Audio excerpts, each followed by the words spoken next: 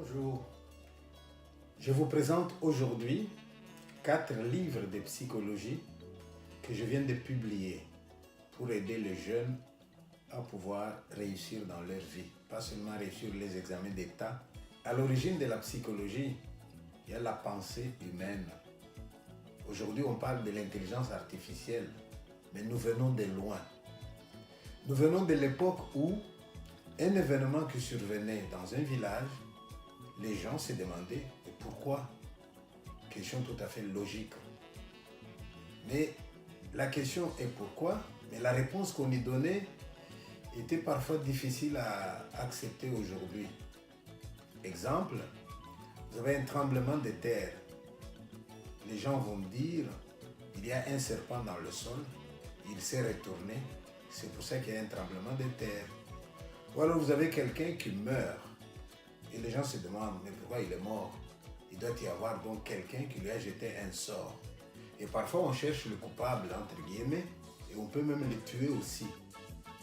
Ça veut donc dire que dans la vie, il y a des choses qui sont obscures. Et l'effort de l'homme, c'est de chercher à voir un peu plus clair qu'est-ce qui se passe. C'est ça le but de l'effort scientifique. L'effort scientifique veut réduire la part du mystère dans le monde. Quelque chose arrive, on trouve une réponse juste, j'aurais pu dire une réponse rationnelle. Et la première discipline qui s'est posé la question de comment, pourquoi, quelle est l'essence de la vie, comprendre ce qui se passe autour de nous, eh bien c'était la philosophie. C'est pour ça qu'on appelle la philosophie la mère des sciences. Donc à l'origine, c'est la philosophie qui explique tout. Même les mathématiques étaient liées à la philosophie.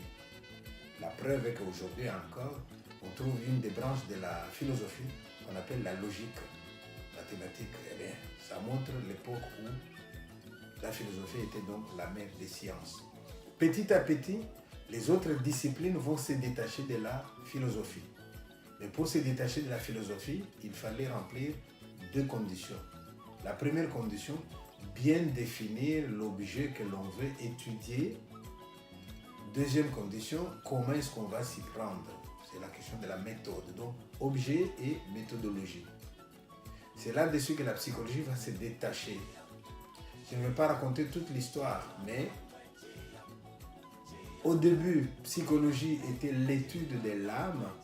Nous définissons aujourd'hui la psychologie comme étant l'étude du comportement des individus et des processus mentaux qui président au comportement de ces individus. Ça, c'est la définition de la psychologie telle que nous l'acceptons aujourd'hui. Mais il y a beaucoup de psychologues qui vont discuter et qui peuvent avoir des points de vue divergents, même si c'est complémentaire. Chacun qui voit un peu le problème à partir de son point de vue. Ça existe dans toutes les disciplines, les gens discutent. Alors ces discussions vont donner lieu à ce que nous appelons les courants. Autant on peut parler des courants littéraires, des courants philosophiques, en psychologie il y a aussi des courants. C'est-à-dire des gens qui privilégient tel objet plutôt que tel autre. Des gens qui vont privilégier telle méthode que telle autre. Exemple, nous avons un courant qu'on appelle behaviorisme. Behavior, ça veut dire comportement. Cela, l'objet précis, c'est le comportement de l'individu. Vous avez un courant qu'on appelle la gestaltisme. Gestaltisme, ça vient du mot allemand, gestalt, qui veut dire forme. C'est des gens qui, dans l'étude de la perception, par exemple, vont introduire la subjectivité pour dire que la chose que nous percevons, nous la construisons aussi quelque part. Ce n'est pas très loin du constructivisme. La preuve est que nous pouvons regarder un exercice militaire. Il y a des avions qui volent dans le ciel et quelqu'un dit tiens, ils forment un triangle. Mais un autre regarde, il voit juste lui, les avions de manière séparée. Mais ce qui fait que quand nous voyons, nous complétons, quand nous voyons, nous construisons. Ça, c'est le courant gestaltiste. Vous avez un autre courant qui s'appelle le structuralisme. C'est un courant qui considère que les éléments sont plus importants que l'ensemble, ainsi de suite. Donc, parler des courants en psychologie signifie donc que Les psychologues qui vont étudier vont chacun privilégier tel domaine, telle méthodologie, etc. Et ça donne donc des courants psychologiques. Maintenant, ce cours de psychologie, nous allons l'étaler sur 4 promotions. Les élèves de 3e vont l'étudier, 4e, 5e, 6e. Alors en 3e, nous allons commencer par quoi? Dans ces livres de 3e, nous commençons par donner quelques éléments de physiologie. Nous pouvons appeler ça la neuropsychologie. Pourquoi nous intéresser à la neuropsychologie? Le but n'est pas de revenir sur le cours de physiologie, le but n'est pas de revenir sur le cours d'anatomie, le but c'est de montrer que on ne peut pas envisager des phénomènes psychologiques sans envisager le corps. Une citation dit « Une âme saine dans un corps sain ». En français, on dit aussi « Ventre affamé n'a point d'oreille ». Ça veut donc dire que ce qui se passe dans notre corps a une influence sur nos attitudes, notre comportement et nos humeurs. Imaginez quelqu'un, par exemple, qui aurait un problème de trouble hormonal. Et quand on a un problème de trouble hormonal, ça peut influer sur l'humeur. Ça peut vous rendre irritable, excitable, et autour de vous, les gens ne vous comprennent pas. Vous-même, vous ne vous comprenez pas. Et quand on va analyser dans le fond, on trouve, tiens, il y avait un problème de santé. Voilà pourquoi nous commençons par là. Nous allons étudier là-dedans des choses, des mouvements, par exemple un mouvement réflexe. Combien de fois est-ce que nous n'avons pas fait un geste qui t'a demandé pardon après si on a fait mal à quelqu'un? Excuse-moi, je ne l'ai pas fait exprès. Tu l'as fait pourtant. Mais oui, j'ai vu sortir du buisson un serpent. J'ai voulu partir sans réflexion et je vous ai bousculé. C'était un mouvement réflexe. Et même sur le plan physiologique, comment se fait-il que une grenouille à qui on a coupé la tête, vous allez piquer, elle va encore fléchir la patte. C'est un mouvement réflexe. Qu'est-ce qui fait que un individu qui dort, vous arrivez, vous le piquez légèrement à l'orteil, il retire l'orteil, mais il continue à dormir. C'est des mouvements réflexes. Nous allons étudier tout ça dans le cours de 3e. Nous allons étudier aussi les instincts. Ce n'est pas pour rien que sur les livres, vous avez un enfant et vous avez aussi un animal. Pour vous dire que ce soit l'enfant ou que ce soit l'animal, il arrive qu'il pose certains gestes. Par exemple, la succion, un bébé qui arrive, qui s'est sucé. Mais il n'y a personne qui lui a appris. C'est dans sa nature. La même chose, un animal, vous pouvez l'attraper alors qu'il est sauvage, vous l'élevez dans un milieu humain, mais plus tard, quand vous le rejetez dans la brousse, eh bien, il retrouve ses instincts primaires de chasse, d'agressivité et tout. C'est des choses qui sont déterminées dans l'individu. Vous avez la question aussi, est-ce qu'on peut parler de l'instinct dans la vie d'un individu? Nous répondons qu'au début, quand l'enfant vient au monde, oui, il peut avoir des comportements instinctifs. Mais au fur et à mesure qu'il va grandir, on va apprendre à maîtriser, lui apprendre à maîtriser ses instincts pour ne pas se comporter comme un animal et arriver à se comporter sur base des autres critères dont nous parlerons dans la suite. Mais l'instinct dans la vie humaine, à l'état pas tout à fait. Et plus tard, il peut avoir des comportements qui rappellent l'instinct, mais ce n'est pas ça qui doit déterminer son comportement. Si l'individu arrive à l'âge de maturité, mais il continue à se comporter de manière instinctive, celui-là, je pense qu'il lui manque quelque chose. L'éducation ne doit pas avoir réussi, mais il est en régression. C'est quelqu'un qui mérite d'être aidé. Dans les livres des 4e, nous allons continuer encore avec d'autres points de la vie active pour essayer de comprendre tout ce qui est à la base du comportement de l'individu.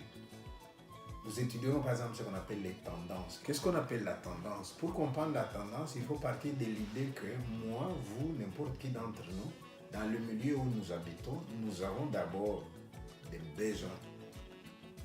Mais autour de nous, il y a des objets qui peuvent satisfaire nos besoins.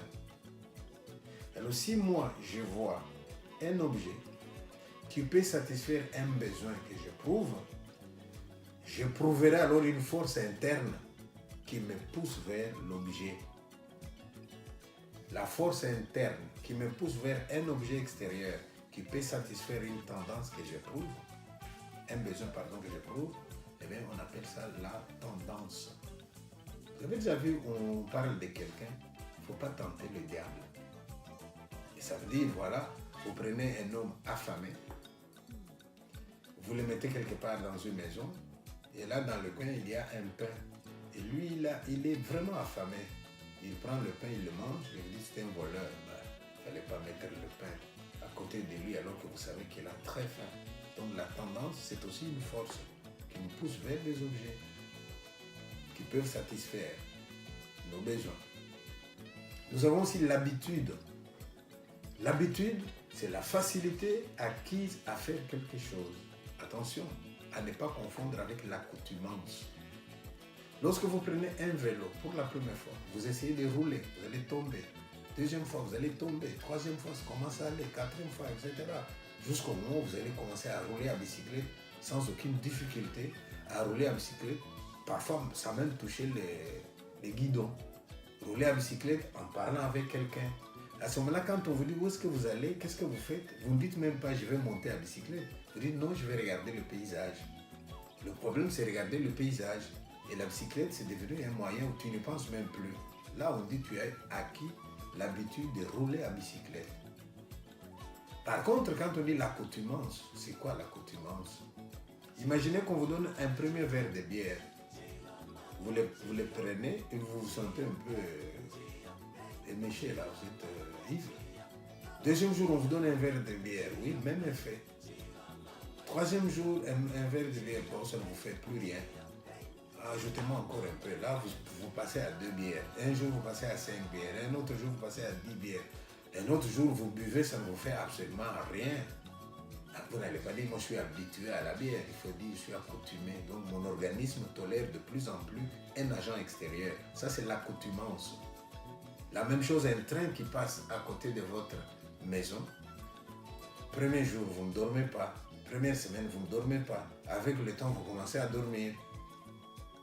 Et un étranger qui vient chez vous dit, mais je n'ai pas dormi à cause du train.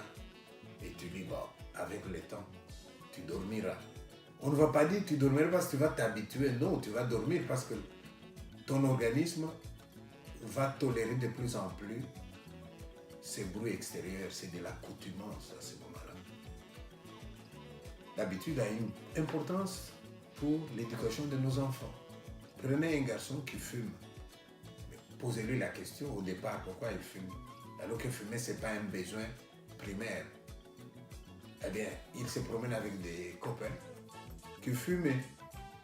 Il nous dit, bah, tu veux bien essayer? Il a essayé une fois, il a essayé encore une deuxième fois, il a essayé et voilà. Finalement, il fume. Il te dit, c'est par habitude, j'ai pris une mauvaise habitude de fumer. Voilà. Alors à ce moment-là, nous, en tant qu'éducateurs, nous devons faire en sorte que l'enfant ne puisse pas contracter de mauvaises habitudes. Un autre chapitre important dans le cours de 4e, c'est ce que nous appelons l'activité volontaire. N'oubliez jamais que lorsqu'un individu comparaît devant la justice, la grande question qu'on va se poser au préalable, c'est de savoir est-ce qu'il est responsable de ce qu'il a fait? Est-ce qu'il a prémédité son acte? Alors pour répondre à cette question, il faut vous dire que l'activité volontaire, c'est un acte que l'on a prémédité.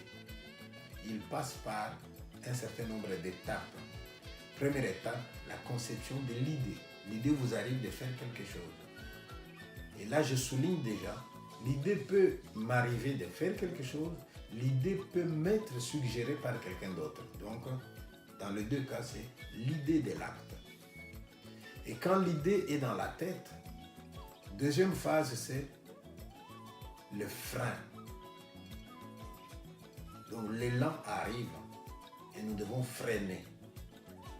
Si on ne sait pas mettre le frein, alors on est impulsif. On va dire j'agis et je réfléchis. Mais normalement, l'idéal, c'est l'idée est là, on met le frein et on passe d'abord à la troisième phase qu'on appelle la délibération. On voit les raisons qui peuvent nous déterminer à agir dans un sens ou dans un autre. On pèse le pour et les contre. Ça, c'est la délibération. Une fois qu'on a délibéré, on prend la décision. Et une fois qu'on a pris la décision, eh bien, on pose l'acte. À ce moment-là, il s'agit d'un acte volontaire. Mais pour que l'acte soit volontaire, il y a un certain nombre de conditions. Si jamais vous m'avez affamé au cachot, pendant 10 jours, je n'ai pas mangé, et je vois du pain à côté de moi, l'idée m'arrive, je saute sur le pain, ce n'est pas forcément une activité volontaire. L'activité volontaire nécessite que je sois dans les conditions favorables, dans les conditions d'équilibre, dans les conditions normales, aucune contrainte. Et là, l'idée m'arrive, je stoppe, je délibère, je décide et j'agis. Voilà ce qu'on appelle une activité volontaire. Et l'être humain devrait, lui, contrairement à l'animal, en arriver là, à poser des gestes prémédités, à poser des gestes que l'on décide de faire après réflexion. Nous aurons aussi là-dedans un chapitre sur l'apprentissage dans le livre des 4e. Un autre chapitre important dans ces cours, c'est la vie affective. Vous voyez, affective, affection. Il s'agit de ce qui touche à notre intimité. Il s'agit d'aborder le problème de ce qu'on appelle le plaisir. La sensation d'agréable lorsqu'on a satisfait un besoin, c'est le plaisir. La douleur, c'est la sensation du désagréable lorsqu'on a été contrarié, lorsqu'on a été frappé, et ça, on appelle ça la douleur. Mais quand cette sensation d'agréable est trop intense, qui nous prend dans tout notre être, et on arrive à la phase de l'émotion. Imaginez par exemple qu'on vous annonce une nouvelle, on vous dit tiens, votre ami le plus cher là, que vous attendez, et sur le chemin il venait, eh bien, on vient de le tamponner, on l'amène à l'hôpital. Eh bien, vous pouvez vous retrouver dans un état de choc émotionnel. Ces chocs-là qui fait que vous êtes désemparé, eh bien, ça c'est l'émotion.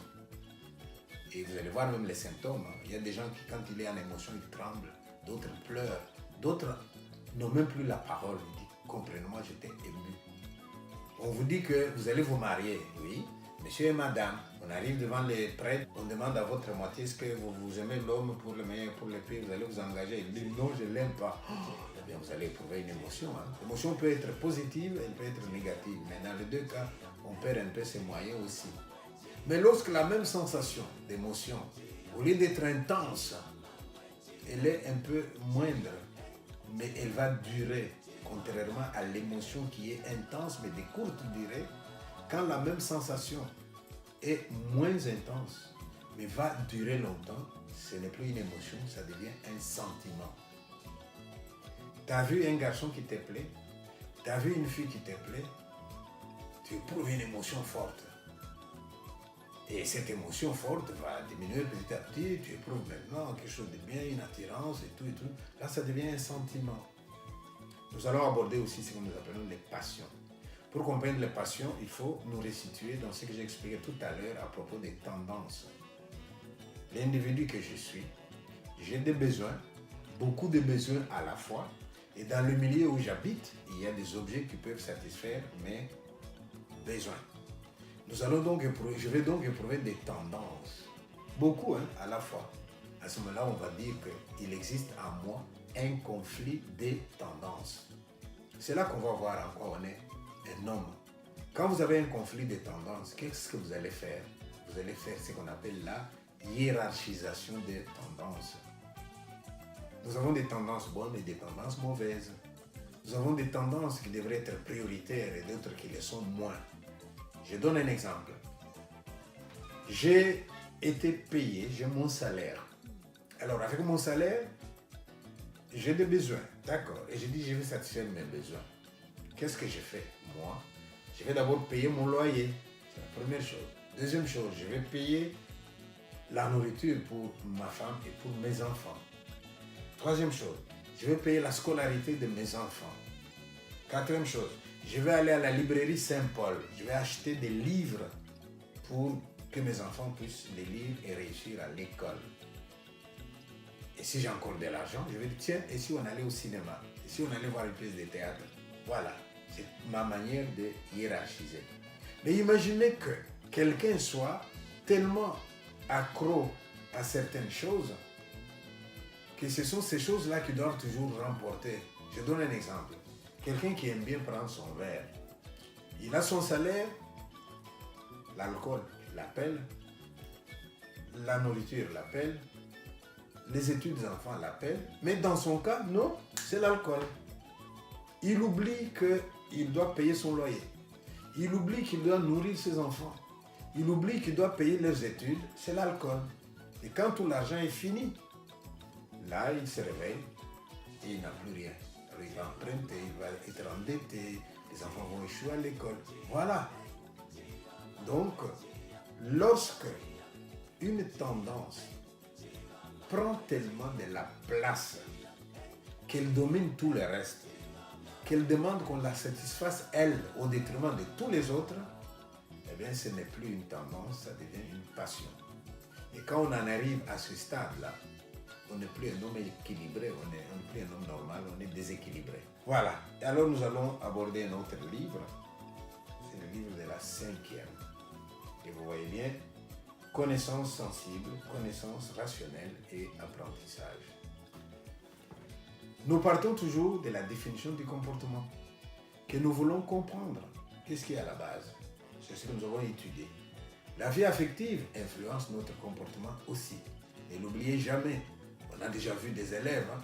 Quand on va au cours de gymnastique, le prof il dit sauter, il met la corde, allez vous allez sauter. Et l'égare lui, il n'a jamais sauté 2 mètres. Chaque fois qu'on arrive à son tour de sauter, les autres élèves vont se moquer de lui parce qu'il ne va pas sauter les 2 mètres. Mais voilà qu'un jour, pendant qu'il va sauter, une fille qu'il aime vient passer par là. Et la fille s'arrête un peu pour voir. Et vous voyez ces garçons qui n'ont jamais sauté 2 mètres. Hein? Il dit au prof, prof, remonte un peu. Et on remonte, les gars, ils nous sautent 3 mètres. Hein? Où est-ce qu'il a eu la force, l'énergie de faire ce qu'il ne fait pas en temps normal? Ça, c'est la vie affective qui lui a donné des ailes. Ceux qui savent jouer au football savent aussi que en cas de match nul, au match aller, au match retour, le but marqué à l'étranger compte double. Pourquoi il compte double? Parce que si on a marqué à l'étranger, alors qu'on n'était pas applaudi par les siens, c'est qu'on était fort quand même. Vous voyez l'influence de la vie affective, même dans le sport, on peut faire allusion à ça aussi. Alors, dans cette vie représentative, nous allons parler de connaissances sensibles et de connaissances rationnelles. L'être humain doit se comporter. Nous avons vu ce qui est la base de son comportement. Mais en même temps, il doit être éclairé.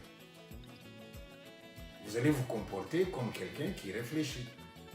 Combien de fois nous n'avons pas dit à quelqu'un qui a posé un comportement, est-ce que tu réfléchis toi? Mais c'est-à-dire, quel que soit ce qui te pousse, mais maintenant, la connaissance sensible, c'est-à-dire avec la perception, vous voyez les choses du milieu. Avec la tête, vous pouvez faire imaginer, vous pouvez imaginer. Et quand vous avez fait une expérience, vous allez la mémoriser, la mémoire. Et quand vous aurez à faire quelque chose, vous allez faire attention, on étudie l'attention. Alors tout ce qui tient à la sensation, n'oubliez pas, surtout à l'école primaire, les sens constituent les portes par lesquelles entrent les connaissances. C'est pour ça que nous disons au primaire que quand l'enfant arrive à l'école primaire, l'enseignement doit être concret. On lui montre le matériel didactique et avec ça, il va monter. On part donc des choses sensibles pour monter vers les choses intellectuelles. On va du concret vers l'abstrait. Et abstraire, c'est arriver au niveau des idées. Connaissances donc sensibles et connaissances rationnelles. Et c'est sur base des connaissances et des apprentissages que nous allons faire qui vont éclairer notre manière de faire, notre manière de nous comporter. Tous ces chapitres, ces cours-là, on les trouve dans les cours de psychologie 5e. Vous allez voir que sur le cours de psychologie 5e, la couverture vous montre des avions. Mais les avions, vous pouvez les percevoir comme vous voulez. La perception, elle est subjective. C'est ce que j'ai dit. Mais quelqu'un qui va dire, je vais voir l'exercice militaire. Et vous avez un pays où vous avez des avions. Au cours d'un défilé, les avions sont dans le ciel, ils font des figures géométriques. Mais quelqu'un qui regarde, il ne va pas dire, il dit, je vois les cercles. Il ne va pas dire, je vois les avions. Pourtant, ce sont les avions. Donc, quand on regarde, on voit ce qu'on a envie de voir en fonction de ce qu'on sait, en fonction de ce qu'on a déjà vu, en fonction de Donc la perception, c'est une construction aussi. C'est la vie donc cognitive ou représentative donc, que nous abordons dans le livre de Cynthia. Dans le chapitre sur la connaissance rationnelle, nous allons étudier l'intelligence dans sa fonction d'adaptation. L'intelligence, c'est la capacité que nous avons de trouver des solutions aux problèmes qui vont se poser dans notre vie. Je vois un obstacle, j'essaie de l'analyser, de le comprendre. J'essaie d'envisager des solutions pour vaincre cet obstacle. J'ai choisi dans les solutions que j'envisage la meilleure. Je l'applique et je m'adapte. Ça, c'est l'intelligence dans sa fonction d'adaptation. Nous avons aussi l'intelligence dans sa fonction conceptuelle. C'est là que nous allons parler du jugement. Affirmer quelque chose de quelque chose, c'est juger. Nous allons parler du raisonnement. Enchaîner les jugements, c'est raisonner. Et les raisonnements, on va l'exprimer par le langage. Et toutes ces fonctions-là nous permettront d'aborder l'apprentissage. Si vous êtes à l'école aujourd'hui, en train d'apprendre, l'intelligence sensible est sollicitée, l'intelligence conceptuelle est sollicitée aussi. Voilà pour le livre de la 5e. Dans le livre qui s'appelle Psychologie du développement de l'enfant et de l'adolescent, nous partons de l'idée qu'un enfant qui vient au monde, il est démuni. Plus démuni que les autres enfants, des animaux par exemple. Un animal, on le met bas aujourd'hui, quelques heures après il marche. Alors que l'enfant de l'homme, il attendra 9, 10, 11, voire même 12 mois avant de marcher. L'enfant d'un animal, eh bien, on le met bas aujourd'hui, quelques semaines, quelques mois après, il va chercher sa nourriture. Alors que l'enfant de l'homme, eh bien, vous attendrez longtemps. Plus d'ailleurs il va étudier, plus il restera à la maison pendant longtemps. C'est un paradoxe, n'est-ce pas? Alors, ce développement-là, l'enfant qui va se développer de l'enfance jusqu'à l'âge adulte, adulte c'est-à-dire l'âge où il saura voler de ses propres ailes, eh bien, là-dedans, il y a des étapes. Il y a d'abord ce que nous appelons les stades de développement. Première enfance, deuxième enfance, troisième enfance, préadolescence, adolescence. Et se développer, c'est quitter un stade vers un autre. Et les choses ne sont pas toujours naturellement. On a vu des enfants qui, il a quitté un stade vers un autre stade, mais il arrive à ce stade, au lieu d'évoluer, il reste là, on appelle ça la fixation. Pire, il y en a même qui, il est allé à un stade, mais vous le voyez revenir à un stade inférieur. Oui, ça arrive, on appelle ça la régression. Imaginez par exemple un enfant qui a 3 ans est propre, il ne fait pas pipi au lit. Mais cet enfant voit venir maintenant dans la maison un petit frère qu'on vient de mettre au monde. Alors l'attention du monde entier est sur le petit frère qui vient de naître, sur le bébé. C'est lui qu'on va prendre, c'est lui qu'on va dorloter, c'est lui qu'on va langer, etc. Mais il peut arriver que cet enfant de 3 ans, inconsciemment, il dit, mais tiens, on s'occupe de l'autre. Quand il fait pipi, on l'échange, etc. Là, il commence à faire pipi lui aussi pour qu'on l'échange. Donc, c'est quelqu'un qui veut seulement attirer l'attention sur les gens autour de lui. Alors, sur ce chapitre-là, faisons beaucoup attention. J'ai vu dans mon pays un enfant qui était déjà propre, mais il a perdu son père ou il a perdu sa mère, orphelin. Il se retrouve dans une famille qui n'est pas la sienne, dans la famille de son oncle. Et bien là, lui qui était déjà avancé, il recule, il fait une régression. Il commence à faire caca au lit, il fait pipi au lit. Et là, l'autre famille dit, mais comment tu peux faire des choses comme ça? Tu es sorcier, et on le frappe et l'enfant se retrouve dans la rue. Vous voyez la lecture qu'on fait des événements. Là-dessus, j'ose espérer que quelqu'un qui a étudié ces cours, quand il va voir qu'on juge les gens, il va quand même introduire une notion un peu intelligente là-dedans pour lui dire, attendez, ce n'est pas parce que l'enfant fait pipi alors qu'il a déjà 8, 9, 10 ans que vous allez dire que c'est un sorcier. C'est quelqu'un qui est orphelin. Il a peut-être des carences affectives, peut-être qu'il pense à ses parents qui sont morts. Donc nous allons avoir une autre explication. Et alors vous allez voir aussi que dans ce chapitre sur le développement de l'enfant et de l'adolescent, nous nous intéressons à un certain nombre de concepts. Parce que, par exemple, le langage de l'enfant, la pensée de l'enfant, l'intelligence de l'enfant, Tout ça, ça se développe en suivant un certain nombre de stades. Et notre rôle, c'est d'accompagner l'enfant pour qu'il arrive jusqu'au bout. Voilà la matière de ces 4 livres que je vous présente aujourd'hui. Alors, je vous signale que ces matières ne sont pas à sectionner comme ça. Vous allez constater que je respecte dans ces livres ce qu'on appelle le principe de coordination. De la 3e à la 4e, je fais des liens entre les différentes matières.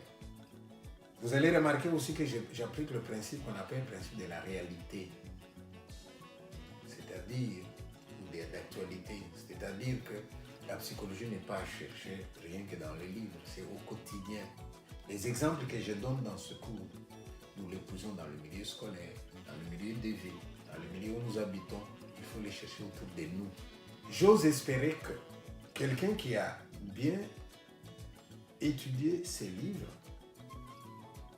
il va pouvoir comprendre l'importance du psychologue. Un psychologue, c'est quelqu'un qui peut travailler à l'école.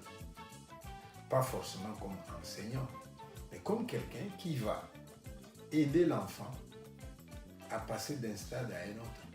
Quelqu'un qui va essayer de comprendre pourquoi tel enfant a l'air d'être isolé. Pourquoi est-ce que sa scolarité a l'air de... Il ne va pas très bien. Tout ça, un psychologue peut voir. C'est pour ça que dans des pays organisés, vous avez un centre de psychologie dans chaque école. Il y a un comportement qui vous semble un peu louche. Les consultations chez le psychologue. Et lui va mettre en place une stratégie pour pouvoir aider l'enfant à avancer. La psychologie, on la retrouve dans les entreprises, non seulement dans le secteur de la sélection et de la qualification professionnelle, mais tout ce qui est relations humaines, tout ce qui est prévention de stress, de burn-out, tout ça, c'est du domaine des psychologues. Vous savez que les psychologues, moi par exemple, je me suis déjà retrouvé sur le champ de bataille, envoyé par l'armée pour essayer de donner le moral à l'armée. La même chose se fait dans le domaine sportif. Un psychologue, il est utile au sport, même dans le domaine politique. Vous avez parfois des gens qui prennent des décisions sans avoir beaucoup réfléchi, qui prennent des décisions sur base de critères qui ne valent pas la peine. Mais le psychologue, c'est quelqu'un qui peut, dans chaque milieu, voir venir les tensions et suggérer des mesures pour qu'on n'y arrive pas, qu'on n'arrive pas à des difficultés. Voilà, c'était ça ma petite contribution. J'ose espérer que j'aurai aidé la jeunesse à avancer, à voir les choses de manière plus rationnelle. J'ose surtout espérer que ceux qui vont lire mon livre, ceux qui vont étudier vraiment la physiologie, tout ce que j'ai expliqué, quand ils vont voir des gens attroupés autour d'un enfant qui est différent, j'appelle enfant différent, un enfant albinos, j'appelle un enfant différent, un enfant qui a un handicap lourd, un enfant qui a peut-être un comportement qui n'est pas un comportement normal, de grâce, arrêtez de croire que c'est un sorcier. Arrêtez de croire aussi qu'il suffit d'entrer dans la maison de quelqu'un, de violer femme et enfant. Quand vous avez violé l'enfant, c'est que vous avez brisé un tabou. Et d'avoir brisé les tabous, ça va vous donner la chance d'avoir de l'argent. Je vais appeler ces gens-là des sauvages. Un homme intelligent ne réfléchit pas comme ça. Un homme intelligent, il voit des raisons, il va lire ce qu'il ne sait pas, il va s'intéresser à savoir, il va poser des questions. Alors si je peux aider les gens à être rationnels, à ne plus raisonner comme jadis, eh bien, j'aurais joué ma petite part là-dedans. Alors, on va dire merci aux sœurs de Saint-Paul qui ont édité le livre. Et ces livres, vous les trouverez bien aussi bien dans les librairies des filles de Saint-Paul que dans les librairies des pères de Saint-Paul. Voilà, je vous remercie. Je vous souhaite réussite dans votre vie. Ciao.